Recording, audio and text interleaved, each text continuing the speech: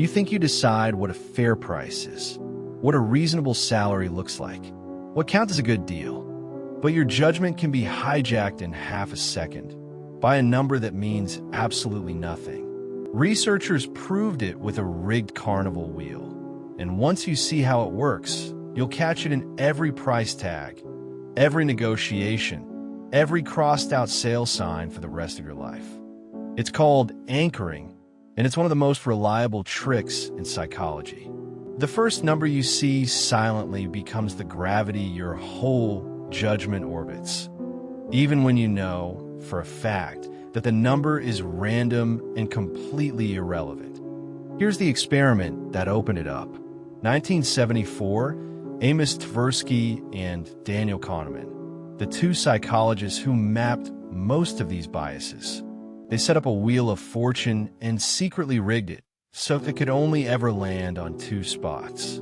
A person spins the wheel, watches it clatter to a stop in plain sight.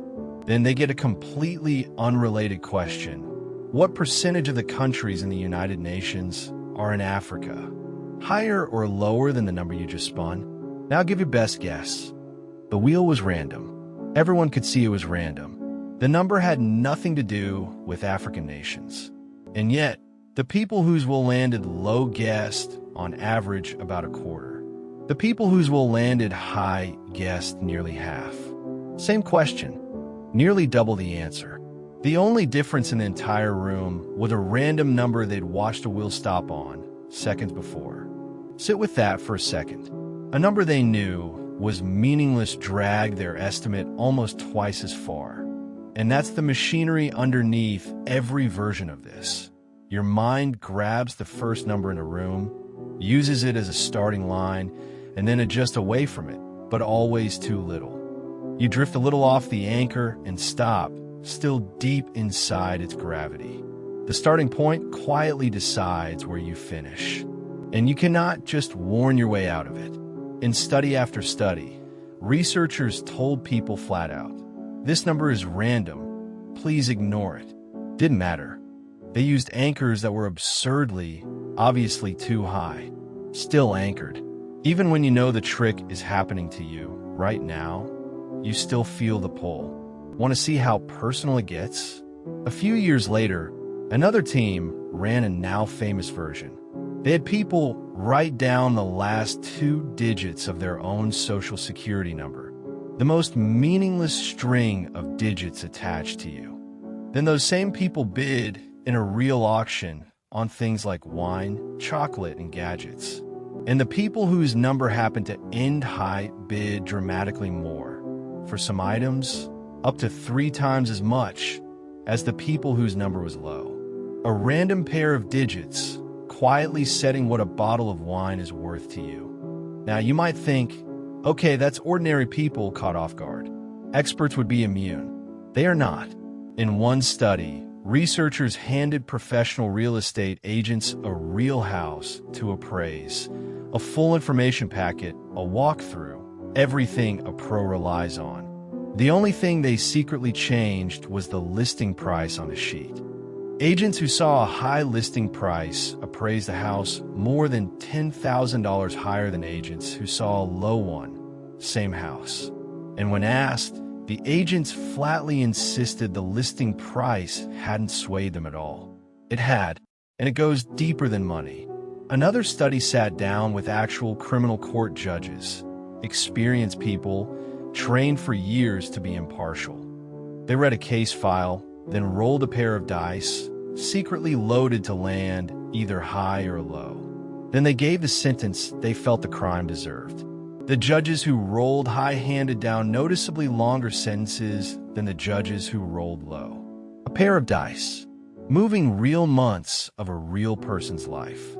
That is how far under the surface the anchor reaches, beneath expertise, beneath training, beneath the robe.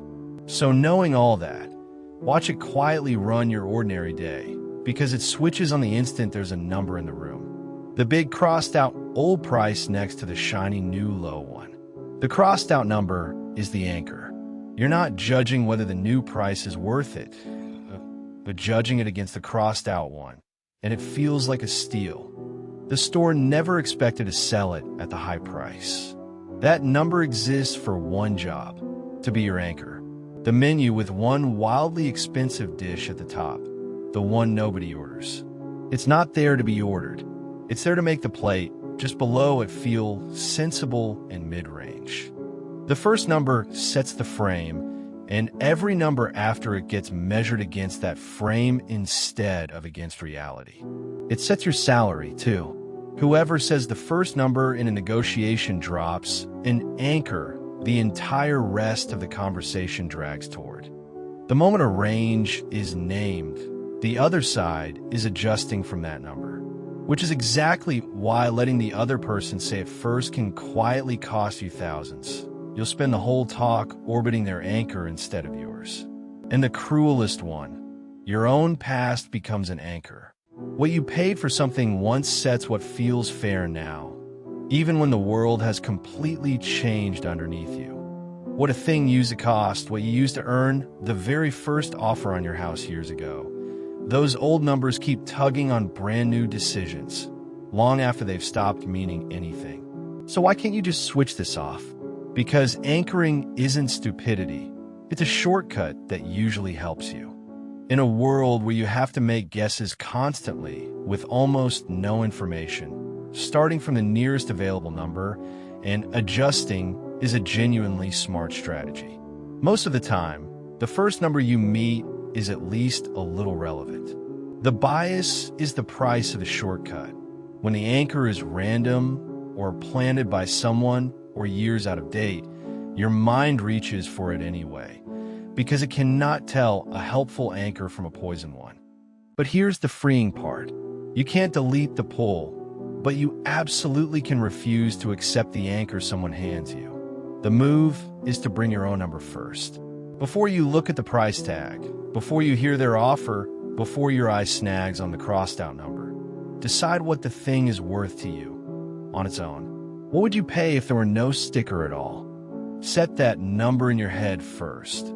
And now, their anchor has something solid to push against, instead of an empty space to quietly fill.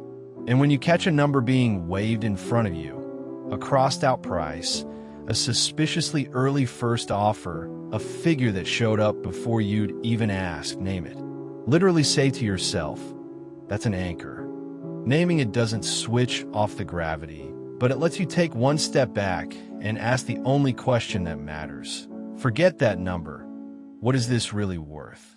Because the wheel is always rigged. The crossed-out price, the first offer on the table. None of them are the truth about what something is worth. They're just the first number that happened to get into the room. And the moment you decide your own number before theirs gets in, you stop orbiting a figure that somebody else chose for you. And you start, maybe for the first time, judging the thing itself. Now you know the trick, so bring your own number first. Hit subscribe. A new one every week. How your own mind quietly tricks you.